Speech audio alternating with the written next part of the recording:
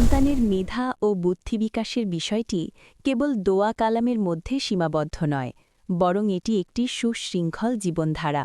ইসলাম আমাদের আধ্যাত্মিক এবং ব্যবহারিক উভয় দিক নির্দেশনা দেয়। বাচ্চার মেধা বিকাশের আমলগুলো বিস্তারিত ও তথ্যসহ তুলে ধরা হল। পবিত্র কোরআনে বর্ণিত দোয়া ও আমলসমূহ।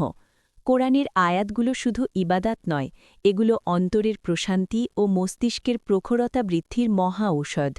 জ্ঞানের পরিধি বৃদ্ধির দোয়া। শিশুকে পড়ার সময় বা যে কোনো কিছু মুখস্থ করার সময় এই ছোট্ট দোয়াটি পড়ার অভ্যাস করান। আরবি রব্বি জিদনি ইলমা। উচ্চারণ রব্বি জিদনি ইলমা। অর্থ হে আমার প্রতিপালক, আমার জ্ঞান বৃদ্ধি করে দিন। সূরা তুয়াহা ১১৪। জড়তা ও ভয় দূর করার দোয়া। অনেক শিশু পড়াশোনা পারলেও গুছিয়ে বলতে পারে না বা ভয় পায়, তাদের জন্য এই দোয়াটি খুব কার্যকর। আরবি রব্বিশ রাহলি সদরি ওয়াইয়াসিরলি আমরি ওয়াহলুল উকদাতাম মিন লিসানি ইয়াফকাহু কওলি।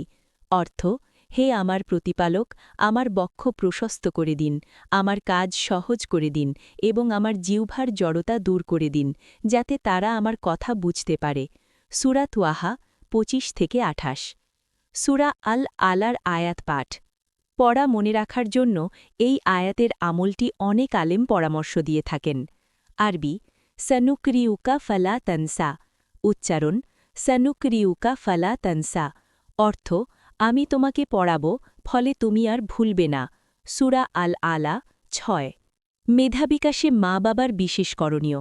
সন্তানের মেধা বিকাশে মা বাবার দোয়া হল সবচেয়ে শক্তিশালী অস্ত্র। সন্তানের মাথায় হাত রেখে দোয়া। প্রতিদিন সকালে বা রাতে ঘুমানোর আগে সন্তানের ডান হাত রেখে ইয়া কৌভিয়ু অথবা ইয়া আলিমু ৭ বার পাঠ করে ফু দিতে পারেন। তাহাজ্জুদের দোয়া।